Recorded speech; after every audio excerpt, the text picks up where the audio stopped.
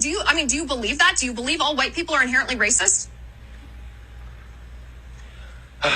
So, I don't know if you're backing me into a corner with that question, but yes, I do. All right. First of all, I want to start off by saying the audacity of this white woman to even ask such a question. They were having a dialogue about critical race theory, and she just threw this question in there. But since she did, let's get at it. This type of question is like asking, are all people inherently thieves? A lot of people will say, I've never stole a thing in my life. But then the question has to be asked, have you ever been put in a circumstance that strips you down to the core of who you are? Like, would you steal if you were starving? Or have your children ever been hungry?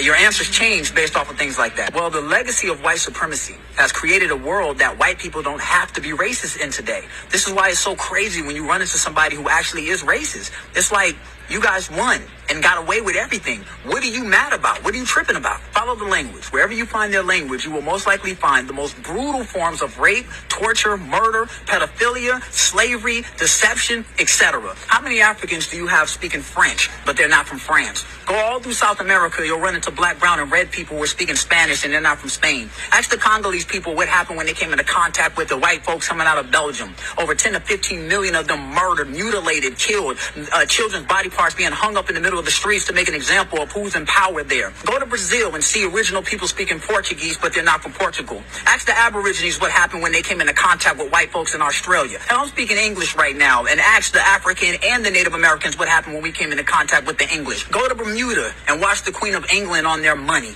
etc., etc., etc., the same story. Different countries with different white folks who all woke up with the same idea to go around the world and brutalize indigenous people. So the barbaric whites come in and take everything, and then the good whites come behind and drink tea and treat you right?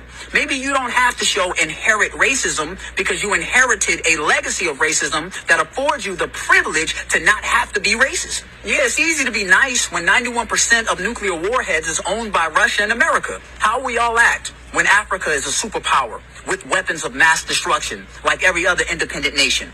Because ain't nothing more dangerous or racist than a scared white person. Could you trust a nigga with a trigger? I do believe that there are solid white folks in this climate who may want better for all. White people today have the chance to show a better face through action, not through lying about history, like how public school taught me that the first president, George Washington, never told a lie and then skipped over all the slaves that he owned. Bottom line, our days of trying to figure out if there are some good white folks, those days are over. Our only job is to produce independent culture that empowers us, that protects us, and that makes us less vulnerable to every damn thing. Do you believe